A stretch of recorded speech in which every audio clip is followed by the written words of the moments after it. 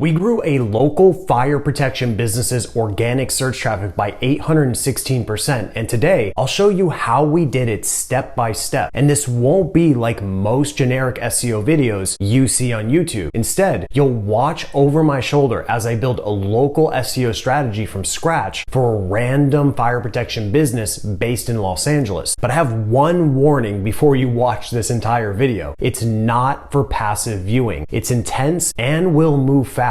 But if you're up for the challenge, let's get into it. Okay, so the first thing that we're gonna do is begin our research process. So that means we're gonna find keywords and we're also gonna find link opportunities right away. And then we're also gonna conduct an SEO audit. So really this is like the foundational work that we need to do. So let's begin by going into SEMrush and go to the domain overview and go ahead and enter your domain. So once the analysis is complete, go to organic research and click on positions and then go ahead and export your keywords. And then go ahead and copy these keywords and put them into a Google Sheet. You can label this tab as keywords. And the next thing you want to do is go ahead and click on the competitors tab, and then in a separate tab, open up the keyword gap tool. And so what you can do is you can either just use the recommendations that SEMrush gives you inside the keyword gap for the competitors to analyze, or you can go to that competitor section and copy and paste the competitors that you want to take a look at. Either way will work, but in this case, I'm just going to use the recommendations. And so go ahead and put at least 4 competitors in here and make sure you're at the top. And what this tool is going to do is going to help us see untapped keywords. In other words, these are keywords that your competitors are ranking for that you are not ranking for. And so we want to be able to fill that gap. We want to be able to narrow that topic authority gap to ultimately drive more organic search traffic. So then once the keyword gap analysis is done, go ahead and click on the untapped tab and then go ahead and export these keywords and then put them in a separate keyword tab inside your Google Sheet. So now at this point, you should have a keywords tab, which are your existing keywords, and you should also have a keyword gap tab, which are the keywords that you are not ranking for, but your competitors are ranking for. Now what we're gonna do is we're gonna do some very basic categorization of these keywords. We're gonna start with our existing keywords. So go to the keywords tab and highlight column A, and then go to format in the toolbar and then click on conditional formatting. And now what you can do is go ahead to the format rules, and there's a bunch of different options, but in this case, we're just gonna use text contains. And what we're gonna do is just enter keywords that are highly relevant to our core offers. So in this case, we really want to focus in here on Los Angeles because this is the core location that this business services. So I'm going to start with Los Angeles, and then I'm going to highlight every instance of Los Angeles in green. And then all I need to do is go ahead and just repeat this process for all of the other secondary locations. So that's going to be obviously California, that's going to be Inland Empire, and that might even be Orange County as well. And so at this point, we'll have all of our commercial, really important keywords highlighted here. That way we can prioritize these later on in this process. Next thing you want to do is go into SEMrush and open up the backlink gap tool. And once again, very similar to the keyword gap, you're going to enter your top competitors into this tool. And what I like to do is actually go into the search results for my primary keyword. So let's say fire protection Los Angeles, and I'm gonna pick my top 4 competitors that are ranking and I'm gonna put them into this tool. And I just wanna see, do they have backlinks that we do not have? And if they do, this is an opportunity for us to go and get similar backlinks to narrow that gap. Okay, so go ahead and run the analysis, and once it's done, go ahead and export it and create another tab in the Google Sheet and add all this data in that tab. Okay, and then the next important step is we're actually going to run a technical audit. And what that means is we're gonna use a tool like Screaming Frog. And what Screaming Frog will do is it will crawl your website and ultimately give you a bunch of data related to every single URL on the site so we can improve the technical performance of your website. So go ahead and open Screaming Frog, enter your domain, and then go to the API tab. And because I don't have access to the Google Analytics or Google Search Console for this website, since it's not a client of mine, what we can do though is we can use 2 different tools even if we don't have access. One of those is Google PageSpeed Insights. So you can connect the PageSpeed Insights API, and what this will do is it will analyze every single page on the site and see its overall page loading speed. It will see its overall core web vital scores, all that good stuff that correlates strongly with better user experience. And then the other thing we can do is we can either connect Majestic, Ahrefs, or Moz. In this case, I'm just gonna connect Ahrefs API. And once again, this will allow us to see the link equity and the backlinks going to each individual page. You can also, in the settings, you can select keywords and traffic. So you can actually pull that data directly from Ahrefs. And that just gives us more data about these URLs. It's not as accurate as Google Analytics, obviously, because Ahrefs is more of an estimate, but it's still useful data for making some good decisions. So go ahead and connect these APIs, and you'll see as I go through this process connecting the APIs, I am changing a lot of settings. So I won't go through every single setting here for you, but at least in the page speed insights part of this, there are some settings you definitely want to pick because it's ultimately going to do so much that's really just unnecessary. So for me, I'm pretty much unselecting almost everything with the exception of just a few simple metrics. I'm really just looking at kind of high level stuff. So like the core web vitals assessment is one that I think is pretty important. We're also going to go ahead and select the performance score, which is just another simple one. And then the speed index time, which is just the loading speed basically at a high level. You could certainly use all of these metrics, but I think it's just overkill in a kind of a high level analysis like we're doing here. So go ahead and modify the settings inside the metrics tab and then switch over to Ahrefs, and we're going to do the same thing. Once we've connected the API, we're going to go to the metrics tab, and we're just going to change some things. I'm only going to select basically referring domains, which is the amount of unique domains that are linking to a specific URL. And then I'm going to go down and I'm going to select keywords and I'm going to select traffic. And that's it. Just 3 primary metrics. And we can use these 3 metrics to get a really good idea of the performance of every single URL on this website, especially, a very small website like this one. So once you've connected both of those APIs, go ahead and start the analysis. Okay, so while the SEO audit is going through that process, what we're gonna do is go back to SEMrush and go to the link building section on the left-hand side, click on backlink analytics, and then go to backlinks. And what this is gonna show you are all of the existing backlinks for this specific domain. And what I like to do is I like to export these backlinks and add them to a separate tab inside the Google Sheet. And then what I like to do is just go ahead and filter through this. And the first place I like to start is with anchor text. So I'll filter through and I'll sort all the anchor text by A to Z. And the reason I like to do this is because I just like to see, do we have initially any over optimization issues?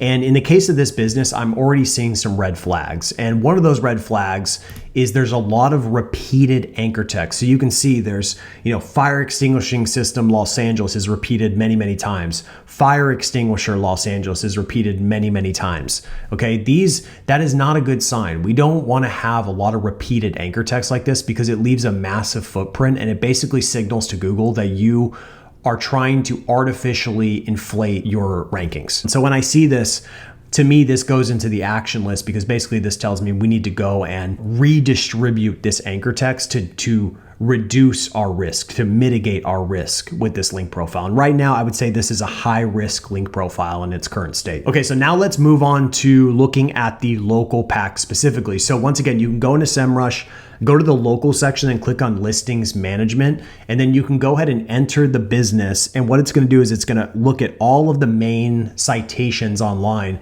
and see how accurate your NAP information is across these citations. So that's your name, address, and phone number. And if it's inaccurate, it's going to let us know. And in this case, there's definitely some opportunity to improve this. And once again, these are really easy fixes. Like this doesn't require a whole lot of effort or strategy. It's just a matter of going through and cleaning these up. And it's not going to have a huge effect on your performance, but it's something that at least you can mark off your list knowing like, okay, we've got that squared away. We've got our accuracy set up. We don't have to worry about that anymore. But it's just one of those things, if you don't fix it, it just kind of hangs over your head. But don't believe that by fixing this, you're going to see a huge increase in performance. It's going to be a very, very granular micro factor, if at all. Okay. But it's still something worth fixing. So then because of the way that SEMrush is set up, I went ahead and copied this and I was going to paste it into the Google Sheet, but actually this is a scenario where you can use ChatGPT, a very, very small instance, but you can use it to help you with formatting. So I copy this, run it through ChatGPT and have ChatGPT create a table for me. And then it creates this perfect little table. And then I can go into the Google Sheet, create a citations tab and paste that table into the Google Sheet. And now so far, just to review, we've got our existing keywords. We've got untapped keywords. we've got backlink opportunities, we've got our existing backlinks, and now we've got our citation profile. So at this point, you've got probably a lot of stuff that you could work with like right now, but we're gonna go to the next level, okay? So the next thing I wanna do is the tool that I personally use is Local Falcon for this, okay? And the reason I use Local Falcon is because this helps me benchmark my local pack rankings, okay? There's a lot of rank trackers out there, but unfortunately, a lot of them, if you try to, track your local pack rankings, it can be a little not so good because it might just say like, you're number 3 or something. But I'd rather see like how much real estate are we occupying? How much ground have we covered? And this is the beauty of Local Falcons, actually show you how well you're ranking in specific areas in the city that you're going after. Okay, so go ahead and create a campaign, and then you're going to do a campaign scan. And within this campaign scan, you're just going to go ahead and enter, obviously, all of your important details. Enter the location, and then enter your keywords that you want to see how well you're ranking for. And then once you've done that, run the scan. And then what we're going to see here is 2 things. First, we're going to see this scan here for fire protection in Los Angeles. And what you're seeing here is that they're not doing super well for this really critical keyword in the local pack. And there's a few reasons for this, and I'll be showing this later on in this video, but one of the main reasons and like one of the biggest ranking factors in the local pack is literally your address. Like your address is one of the biggest ranking factors. If you could do everything else perfectly, but if your address is not in that core location, it's going to be almost impossible to rank. So in their situation, unfortunately, they do not have a specific Los Angeles city address. They have Canoga Park. And that's going to constantly make it difficult to rank for these Los Angeles based keywords. Okay. And you can tell, this is what they're dealing with. On top of it, their category is also not set for fire protection. Okay, it's actually set for fire protection equipment. Okay, so it's not set for fire protection service. And so you can see Local Falcon gives some really helpful suggestions here that you can use. But having the right address in the city they want to go after is critical. And then having the right category is also critical. So just those 2 things alone is more than enough to make them not perform well. Okay, now on the opposite side of the spectrum, look at their performance for fire protection equipment supplier. You'll see how well they're doing for this. Once again, this is a lower competition phrase, so they probably don't need to have as much proximity to rank for it. However, if it became more competitive, they would likely start to lose a lot of ground, just because once again they're not in Los Angeles specifically. But because their category is set to fire protection equipment supplier, that allows them to perform pretty well for this. But there's also I would say there's a lot of risk to this ranking, and it's not super stable because of the situation of their actual address. So keep that in mind as you do this. But this is a really good way to benchmark your current positions, and that way you can slowly you build upon this over time. Okay, so the next thing I like to do to run another scan, I know we're using a lot of tools here, but the next thing is actually to use SiteLiner. I just love using SiteLiner for 2 reasons. Number 1, helps you identify duplicate content on the website. And then number 2, it helps you identify broken links really easily. So I just run a premium scan. You'll have to, put some credits in there, and then go ahead and start the analysis, and SiteLiner will do its thing. And then we're going to go ahead and export any instances of duplicate content, any instances of broken links. And once again, we're going to put that into the Google Sheet in its own individual tab. Okay, so now at this point, the Screaming Frog crawl should be completed. And we're going to go into Screaming Frog, and we're going to begin to do a couple of exports. So the first export you definitely want to do is go ahead and just export everything. So in the internal tab, you're going to see the drop down is all. Just go ahead and export it as is. And this is going to export everything. It's going to export, the pages, the images, the CSS files, everything. You technically don't need to export everything. You could just export the text HTML only. But in this case, I'm just going to go ahead and export everything, and I'll filter it out later. And then once you've done that, go ahead and create another tab inside the Google Sheet. And you can call this crawl or whatever you want to call it, and then just go ahead and paste all of this data in here. And then of course, make sure you freeze the top row and add a filter. And then we're going to do one more export from Screaming Frog. So go back to Screaming Frog, click on reports, go to redirects, and then click on redirect and canonical chains. So based on what I saw inside the SiteLiner report, I knew that there was a high level of duplicate content. And based on what I saw, I could tell that it's being caused by the categories. So now that I'm in here in the crawl tab, which is directly from Screaming Frog, I would highly recommend in this instance cleaning up the categories. And so these categories are created specifically for WordPress. These are not e-commerce categories. Very important nuance here. For e-commerce websites, you want your category pages to be highly optimized. You want them to be indexed. You want them to be crawlable. Like, they're critical pages for an e-commerce SEO campaign. But in the case of local, these category pages that are created on WordPress are not valuable at all. And you should not be targeting your specific keyword phrases in these categories. So you can see what they did here is, they have, ABC fire extinguishers, Canoga Park. Okay, that is a good keyword to target, but it should not be targeted on a category page like this. It should be targeted on its own individual page where you can properly build the right content, the right page, the right optimization. These categories are not appropriate at all. So what I would do if this was my website, these would go on the chopping block, and I would delete every single one of these keyword rich categories.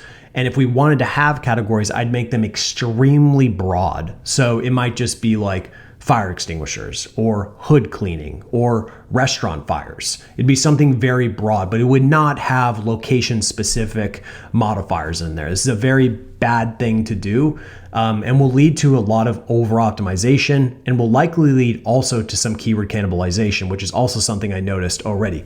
So I'm going through and I'm highlighting all these categories that I believe should be basically eradicated, and then also the tags, same exact situation as the categories. So all of these right away, you would greatly clean up the site, and you'd really under optimize the site so that now it's in a better position to succeed. So this is a very simple fix that can have pretty big results. All right. So next thing you want to do is similar to what we do with the keyword research. We're going to actually highlight the column, and we're going to use that conditional formatting again to begin to identify instances of keyword cannibalization. So what I do is I like to go ahead and look at a location basis. So you'll see I started by doing Los Angeles, and then I did Canoga Park and San Fernando, and I did all of these different locations. And what I'm doing here is I'm just looking for instances of keyword cannibalization. So in this case, you can see that, as we go ahead and sort through this, we'll go ahead and see that there is clearly instances of keyword cannibalization. So for example, if you look at rows 77 and 78, you'll see the About page is optimized for Fire Protection Company Los Angeles, and the hood cleaning page is optimized for Fire Protection Company Los Angeles. This is not the right way to do things. Generally, we just want to focus one primary keyword per page. Okay, so on an About page, it shouldn't be keyword targeted. It should just be about us and your brand. And that is it. It should not be keyword targeted because it's not an appropriate page for that. It doesn't match the intent of what someone is looking for. If someone is looking for an About page, it should be structured and built as an About page, okay? And then for the hood cleaning page, if you want to rank for hood cleaning Los Angeles, well, you definitely want to make sure that's in the title tag. So this is basically just a lot of mismatching of intents across the site. So we would have to go through and clean all this up. Now, the good news is by cleaning up the categories and tags, that will clean up most of these issues. And then basically I'll be showing you in a second how to rebuild the sitemap and then kind of, reattack this website the right way. Okay, so then I just go to the meta description column and once again use conditional formatting to highlight any page that does not have a meta description. Meta descriptions are not a big ranking factor, but it's certainly not a good idea just to have them completely blank in most cases. Okay, especially if you don't have a lot of content for the crawler to work with, you definitely should fill them out. So now moving on to the H1 tag, which is a really critical tag for on-page SEO. And when I saw that there was a bunch of blog as the H1 tag, I knew there was going to be a problem. So immediately I highlighted that because when you go and look at the pages that are currently have this H1 tag, it doesn't make a whole lot of sense. So right now we're looking at the restaurant hood cleaning in Canoga Park, California. and the H1 tag is blog. And then there's another H1 tag for local source for restaurant hood cleaning. So this basically just needs to be restructured. And honestly, for this type of situation, I would just eliminate this whole header section where the blog is, and then just push the content higher up the fold so that the primary headline, the primary topic of this page is at the forefront and is above the fold. So this is just a very easy kind of design fix to push that headline above the fold. It will make everything much better. And this is just kind of UX 101. Users need to know specifically kind of where they are, what this page is about. And blog is not descriptive. And plus, Google uses the H1 tag to understand what a page is about. So you're basically missing out on a massive opportunity, and you're adding priority to this blog concept when it's not the true topic of this page. So it needs to be completely eliminated, and the page needs to be restructured. And then the final piece of this is there's actually 2 H1 tags on each of these pages. There's nothing inherently wrong with using 2 H1s, but as general best practices, it's probably wise just to use 1 H1 tag per page. The only situations where using a second H1 tag makes sense is if the page is enormous, like it has multiple huge sections that need to be broken up in that manner. But it's much better just to have 1 H1 tag and then slowly, progress to the H2s and the H3s and the H4s through that page. That's proper structure. So I would just these pages need to be restructured so that there's 1 H1 and that H1 is the primary topic of that page. Okay, and then now moving on to the canonical element, which I noticed right away because it was a little odd. I saw that under canonical link element 1, the home page is the canonical for every single page, which basically is telling Google that every other URL on your website, that actually the preferred version of that URL is the homepage, which obviously you do not want that. That is throwing some crazy mixed signals to Google, and very, very confusing for the search engine to understand. So basically what you want in most instances is just to have a self-referencing canonical tag. So to go ahead and check to see if you have that, you can just open up any URL and then go to the detailed Chrome extension and then look under canonical. You want to see that the canonical is usually the same as the URL that you're currently on. So you can tell in this case, on this author page, the canonical is the home page.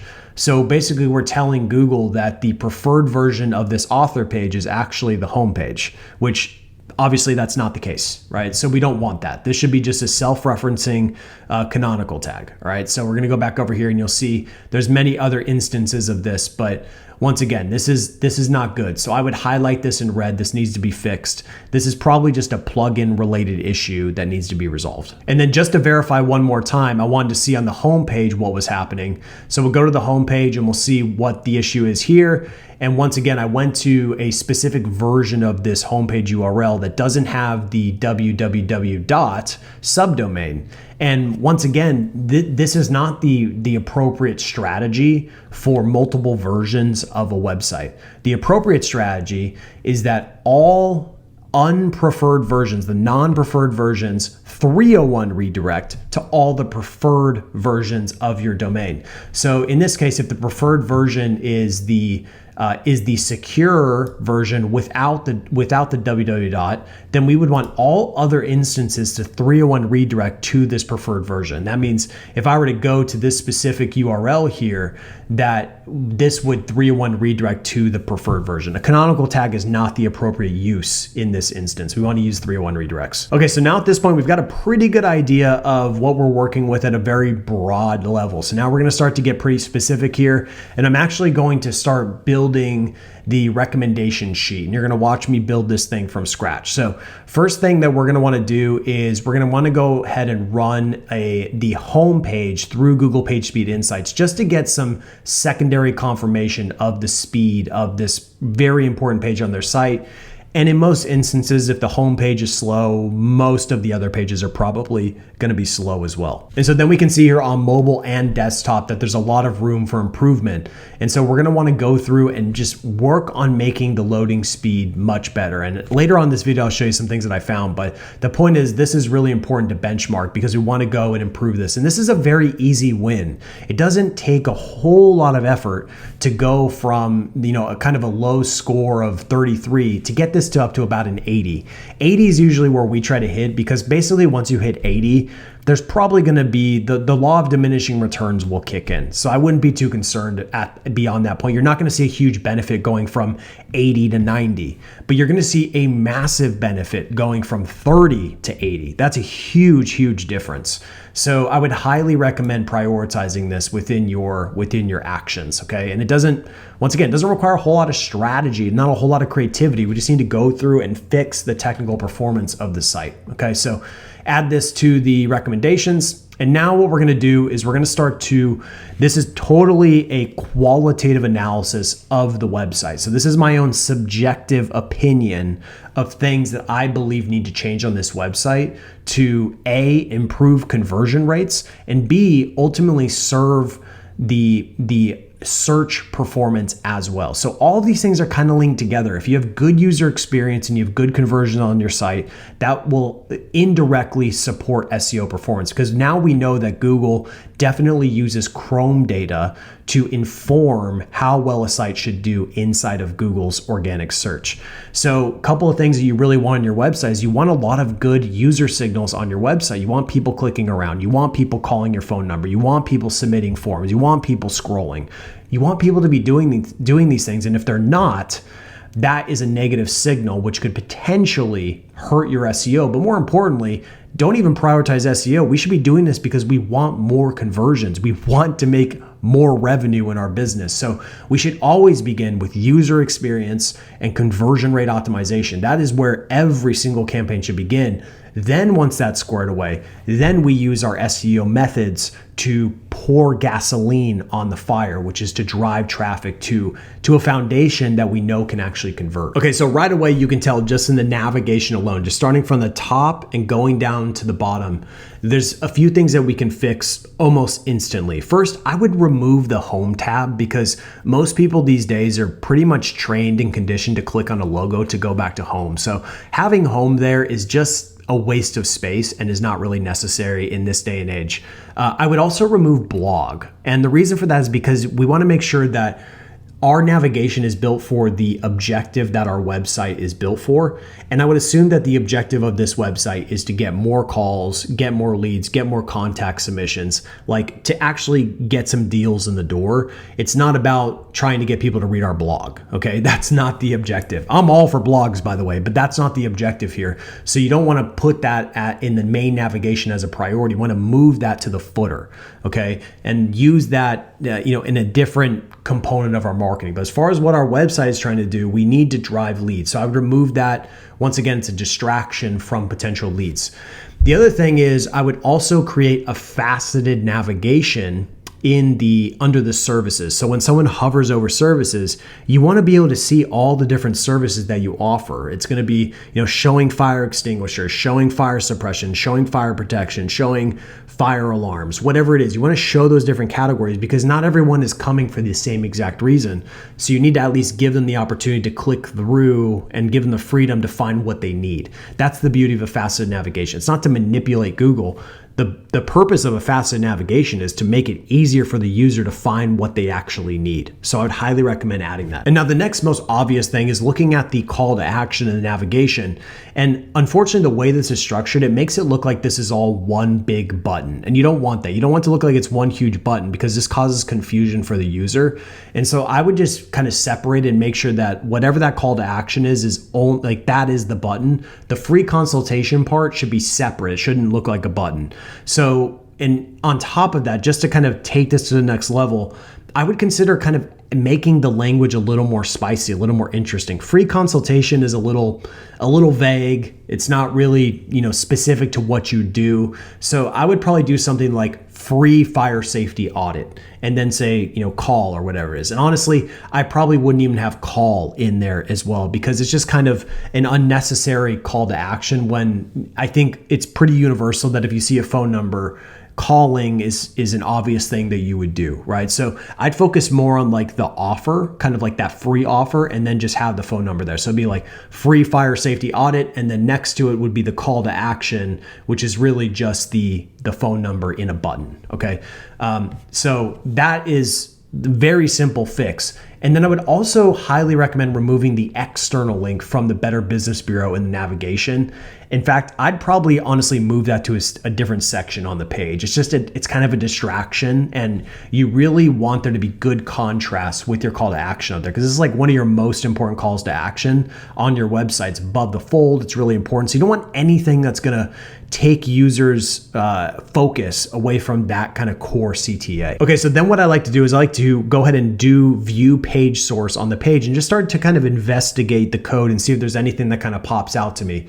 So right away, a couple things popped out to me right away when I looked into the code. Number one is it looks like they're using W3 Total Cache, which is a plugin for WordPress.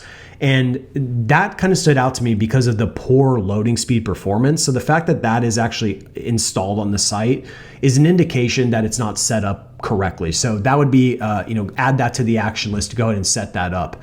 The second thing is I went ahead and did a Google search on here, just search the word Google to see if they have Google Analytics installed. And in this case, they do have Google Analytics installed, but it's the old version of Google Analytics, which means this website is not tracking traffic, is not tracking conversions at all anymore, because Google, has completely deprecated that old version. So now you have to use Google Analytics 4. So that needs to be added to the action list, is to move this website to Google Analytics 4 so we can get proper tracking set up. That's really important. And then the next thing that really popped out to me was looking at a lot of the files in here. And what I noticed is a lot of it is timestamped for 2017. And so that is really, really old. We're talking 7 years old as far as the design of this website, the assets on this website. Design changes a lot over time. Like you can go and look at the old version of Amazon.com to see how much design has changed over the years. It's always changing, and that means you need to kind of stay on top of this. So I would say 7 years is a little too long. You probably need to be adjusting, like upgrading your design just based on how fast things move. Probably at least every 3 years or so is probably a good threshold. And so in this case, I would obviously move it to the top of the list to build a more responsive, more modern design with this website.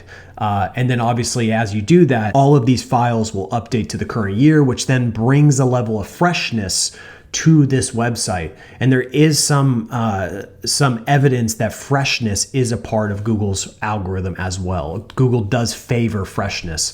So I would highly, highly recommend considering investing in some kind of proper, modern design that's built for conversions. I think that would be a lead domino that would fix a lot of the challenges that we're seeing here as far as the design. This is an opportunity to really, once again, upgrade the aesthetics of this situation. So I'd make the investment in hiring a professional photographer to come to some of your job sites and actually take professional photos of the before and after, like document every single thing. Take pictures of your team working on these things and make it like really high quality pictures. Show the before and after. This will tap into what's called the labor illusion, right? And when people see that there's been a lot of time and effort, they can see your process.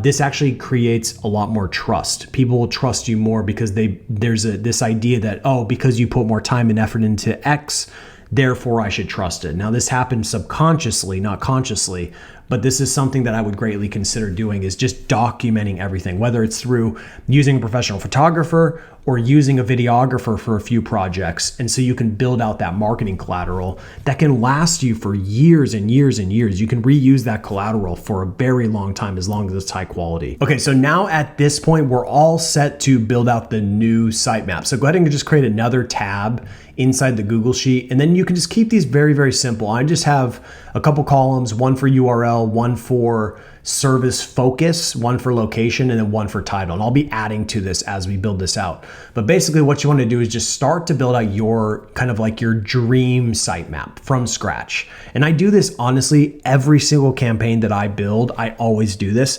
Even if they're doing well, I still will build out what's my dream sitemap. And if they've already filled a lot of these gaps, I'll go ahead and make note of that. But if they haven't, that's what I want to do. I want to focus in and fill those gaps. So as you can tell, we just start to build this out, and it's pretty simple. We're just going to go ahead and put the ideal URL structure. We're going to put the service focus. So, fire protection services, fire extinguishers, fire suppression systems. We're going to do all that. And then we're going to put that core location. So they might have a lot of secondary locations, but in this case, we're just going to focus in on Los Angeles.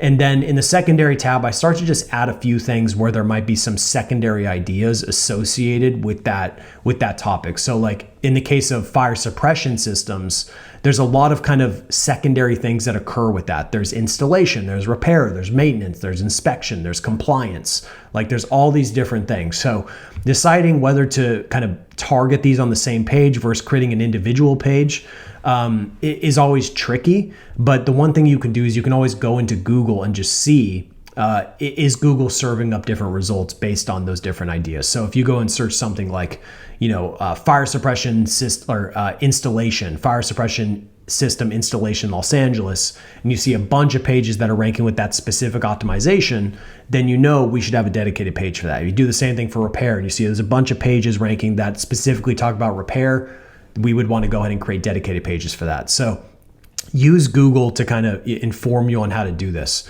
So basically what I'm doing is I'm looking at our website, I'm looking at competitors, and I'm building this sitemap to be the most comprehensive thing possible. Now, the client may not target all of these things, but I still want to build out every possible topic, every possible service offering in this particular industry. So this is where it makes a lot of sense to look at competitors that are doing this really well and kind of, model what they're doing to kind of build this out. So as you can tell, for me, my URL structure is I love to go right off the root, and I love to have the primary service, whatever that is. So let's say fire extinguishers, and then always that location that we're going after. So Los Angeles, California. And I do like to add the state in there because at least in the United States, there's a lot of cities that are the same name across the whole country. Like for example, there's multiple Chesterfields in the United States. So it's just good to kind of, give that little signal to Google so that there's not any confusion or any ambiguity, okay? So this is the way to build out the sitemap. So now that the sitemap is done, we're gonna go into Rankability and we're gonna start to prepare these pages for proper optimization. So go into Rankability, go to the Content Optimizer and enter your primary keyword that you wanna rank for. And then what I'm gonna do here is just to get a first draft, I'm actually gonna go in here and I'm gonna go to the Optimizer section under the Keywords tab, and I'm gonna copy all of these NLP keywords. And then I'm gonna go into ChatGPT and I'm gonna create a very simple prompt to ultimately create the first draft for this commercial driven page. So create this prompt, paste the NLP keywords in there from Rankability, and then what ChatGPT will do is create a very, very basic first draft for you for this commercial page. And then watch what happens when we copy this and we put it back into the Rankability Content Optimizer. This is literally on the first draft. This already hits the optimal score inside of Rankability, meaning this is a highly, highly relevant piece of content already without any additional edits. So this is like literally the first draft. So what I would do from here then is go through, clean this up, add our own unique flair in here, add our own unique stuff in here. This is obviously a lot of placeholder stuff, but just make it super unique to our brand. But this gives us a really, really nice place to start with. And you can see this is one thing that I personally love about Rankability, and this is one of the reasons why we created it, is you'll see the optimal word count range is much more appropriate for this specific keyword phrase. There's some other, on-page SEO tools out there, content optimization tools out there that will tell you, you need to write 3,000 words. And it's just not, that's not what we do. What we do is we focus on the median word count. And so you're never gonna over-invest in your content. You're gonna create the appropriate amount of words specific to that keyword. And so that's why, we're right in range, about 400 words for this page. If I had to guess without using a tool, this would have been the range I would have said. I said, maybe let's do 500 max for this page. And so this is a perfect example of what this should look like. So this is how you can use, a simple way to use rankability is just use the NLP keywords to your advantage to build out highly relevant pages. Okay, and now we're on to the final piece of this equation, which is acquiring backlinks or building our website authority. This is critical, not only just for the local pack, but also critical for our traditional organic rankings as well. So there's a few things we can do, but my favorite thing to do is to focus on building content assets or linkable assets so that we can try to get passive backlinks. So you can of course create these ideas on your own or just go into ChatGPT. So you can see I did a very simple prompt here. And what it's going to do is it's going to go ahead and pump out a few, 10 different ideas that we can, these are seeds for ultimately exploring, right? These aren't all going to be great. They're not all going to be perfectly fleshed out, but these can give you some ideas on things that you can build. And I've done this probably about a few hundred times now at this point. And I can tell you about 60% of the things that you give there are pretty legit. They're pretty legit ideas that you can build upon. So I highly recommend doing it. And then I would also consider, once it's given you kind of these broad ideas, also have it give you some data-driven ideas. I love building data on the local level. It's one of the best ways to get backlinks naturally and passively. So once again, use another prompt, and it will come up with a bunch of data-driven ideas. And then all you have to do is just start creating these assets. And then once you build out your linkable assets, one of the things I highly recommend in this day and age is to try to get the most high quality links possible. This is totally a game of quality over quantity. And that's when a service like Search Intelligence comes into play. They do digital PR, which means they actually will go out there and get you literally the highest quality backlinks that you can get. And you can see from their portfolio, they've gotten clients links from NASDAQ and Forbes and Bloomberg and all kinds of amazing backlink opportunities. And they do it in a few different ways. Number one, they can actually go out there and drive links to the linkable assets that you've created, but they can also do reactive PR. They can do expert commentary, which means they'll actually be a ghostwriter for you, and they'll submit expert level tips to these publishers, and then you'll actually get a link from these publishers as an expert. There's so many things that they can do to help you acquire links from absolutely literally like the best websites that exist online. So they're definitely not cheap to use, but if you have a little bit of budget to deploy, this is the way that you build website authority in a safe and effective way. It's just from getting links from the best websites on the internet. So I highly recommend checking them out. Just go to search-intelligence.co.uk to learn more. So there's a ton of local link building techniques you can use, but one of my favorite go-tos is to look for sponsorship opportunities. So what you can do is just go into Google, enter the city that you're going after, and then just do something like our sponsors or our donors or donate to, whatever it is. And what I'm doing is I'm looking for pages where there are outbound links on the sponsors pages. So you're gonna have to scan through a few of these. So like this one doesn't have any outbound links, so this is not a good fit. But then we find this one that has outbound links, okay? And ultimately the goal here is if they have outbound links, we need to see how much of an investment we need to donate to ultimately get on these pages. So if you're doing this for your own business, obviously you know what you want to donate to and what you don't. So obviously you would build a list and then obviously, narrow down that list to the ones that you care about, and then do some outreach to ask like, hey, how much of an investment do we need to ultimately get listed on this page? It's as simple as that. If you're working with clients though, there's a slight nuance here. I'd be very careful to do this without their authorization. So what we do in our agency is we build a big list, then we send that list over to the client with the potential investment and obviously the organization that they could potentially be donating to, and then they just approve or disapprove those organizations as far as it being a good alignment with their brand. So highly recommend that. But this is one of my favorite ways to get hyper relevant, high quality backlinks from trusted entities. This is the key. So that's how you build a local SEO strategy from scratch. Please like this video if you got value, because it will help other people learn how to grow their businesses. And if you want to learn how to start an SEO agency, check out the SEO Entrepreneur book. Or if you're ready to scale your agency, apply for Gotch SEO Academy. Thank you so much for watching.